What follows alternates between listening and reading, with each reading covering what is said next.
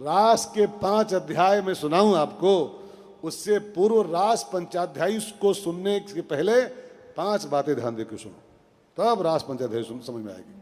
5 बातें पहले समझ लो ठीक से।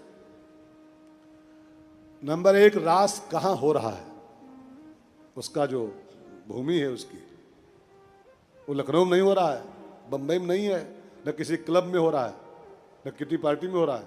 रास कहाँ हो रहा है? वृंदावन में। वृंदावन। और वृंदावन को आप खाली नगर मत मानना कि वो एक शहर है, शहर नहीं है, तीर्थ भी नहीं है, तीर्थ भी नहीं है। तीर्थ तो बहुत है, बहुत है। वृंदावन तीर्थ नहीं है। वृंदावन जानते हो क्या है? Heart of Radha. वृंदावन को राधा रानी का दिल माना गया, राधा जी का दिल है वो। रास धरती पर नहीं हुई है, रास किसी भूखंड पर नहीं हुई है, रास राधा रानी के हृदय में हुई है। वो वृंदावन राधा रानी का हृदय है। तो वहां पर कोई गंदी चीज, राधा माने बहुत बड़ी शक्ति, वहां गंदगी नहीं हो सकती। राधा के हृदय में घटना घटे और कोई गंदी घटना हो तो ख्याल रखिएगा, रास क्लब में नहीं हो रहा है, वृंदावन में हो रहा है। भक्ति का क्षेत्र है वो, प्रेम का वन है, वहां रास हो रहा है। वो प्रेम का परिणाम है रास, वृंदावन का फल है रास, प्रेम का फल है रास। और उसको हल्के मत लेना। सारे साधनों का फल है प्रेम। पूजा पाठ हेन तेन जब तब सबको, सबका फल क्या है? प्रेम। सबकर फल हरि भगत। सबका फल भगवान का प्रेम है, और भगवान के प्रेम का भी जो फल है उसका नाम रास होता है। वृंदावन में घटना घटी है, पहली चीज ये ख्याल रखिएगा। लखनऊ में नहीं हो रही है, बंबई में नहीं हो रही है, वृंदावन में हो रही है। दूसरा शब्द और ख्याल कर लो, रास कौन कर रहा है? भगवान कृष्ण। उसमें जो नायक है उसका भगवान अपी, भगवान है वो कोई सामान्य छिछोरा नहीं है, वो सामान्य कोई लड़का नहीं है जो इलू इलू करता घूमता हो गली गली में, तिरछी टोपी वाले भोले भाले। और कन्हैया है, योगेश्वर, योगेश्वर कृष्ण भगवान है वो लीला भगवान की है, किसी इंसान की घटना नहीं है, कोई इंसान की एक्टिविटी नहीं है, भगवान का कृत्य है। भगवान माने क्या होता है? भगवान मीन्स, जल्दी बोलो, आए आए, परमात्मा नहीं होता।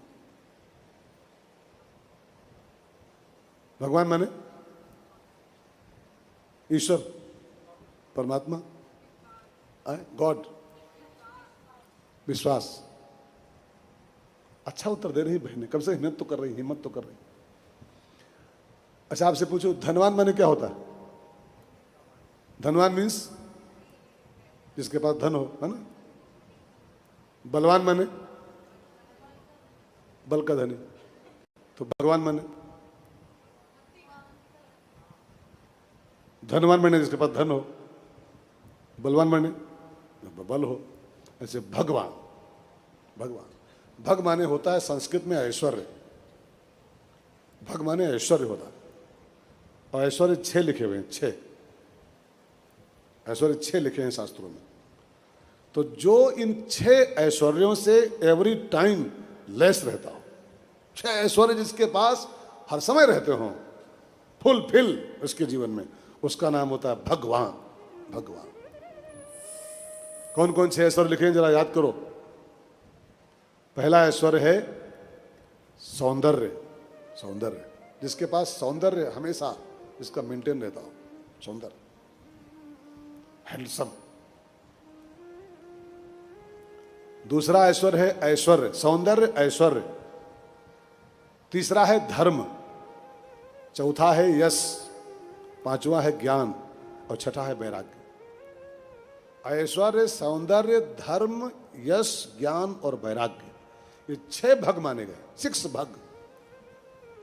और भगवान माने जो इन 6 भगों से, इन 6 ऐश्वर्यों से, माने सौंदर्य से, ऐश्वर्य से, ज्ञान से, वैराग्य से, यश से और धर्म से एवरी टाइम फुल रहता हो, लयस रहता हो, उसका नाम होता है भगवान। भगवान ये डुप्लीकेट भगवान नहीं जो आजकल ये बने घूम रहे हैं सब। हाँ, डुप्लीकेट फर्जी भगवान नहीं। आजकल तो 150 भगवान लगभग है, 150 संख्या है जो कहते हैं मैं भगवान हूं। उसमें से कुछ अंदर है, कुछ बाहर है, वेटिंग में है, सब जाने वाले हैं। भगवान इसको नहीं कहते हैं। भगवान माने जो 6 ऐश्वर्य से हर समय युक्त रहता हो, हर समय लैस रहता हो, इट मीन्स भगवान। ठीक है ना? तो इस कथा का नायक कौन है? छिछोरा नहीं कोई है, भगवान। इस कथा में जो गोपियां हैं, जानते हैं कौन है वो? मैंने अभी बताया आपसे, गोपियां कौन है? सब बड़े बड़े ऋषि मुनि हैं, महात्मा हैं, सब जन्म जन्म के भगवान के मिलने के प्यासे हैं। ये सब परम साधिकाएं हैं, ये सब प्रेम की मूर्तियां हैं, ये सब दिव्य आत्माएं हैं। ये कोई महिलाएं नहीं, लड़कियां नहीं केवल हैं, सब दिव्य आत्माएं हैं। दिव्य आत्माओं का भगवान से मिलन हुआ है, उसका नाम रास होता है। वो लड़की लड़का नहीं मिला वहां पर है कि छोरा छोरी मिले हो,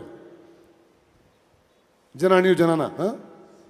ऐसा कुछ नहीं। वो दिव्य आत्माएं थी और वो परमात्मा थे। ठीक है? कई बातें हो गई, 4 बातें। 5वीं बात, और इसको कथा पहले मैं बता रहा हूं, इसको ध्यान देकर समझिएगा पूरा आर पार, अब से लेकर आरती तक।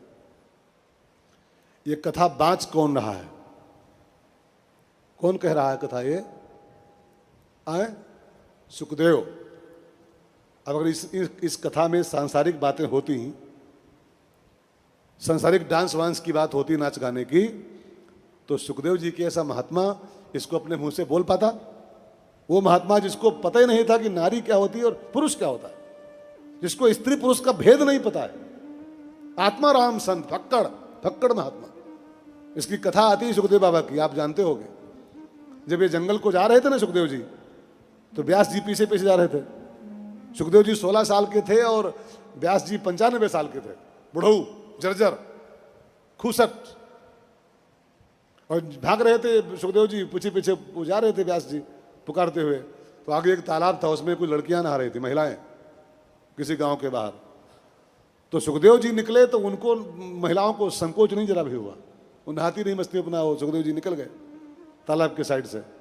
लेकिन जब पीछे पीछे वो 90-92 साल के बुढ़ऊ आए व्यास जी पीछे से, तो लड़कियां सब कपड़े पहन ली और सब संकोच में, गुरु जी प्रणाम, गुरु जी प्रणाम।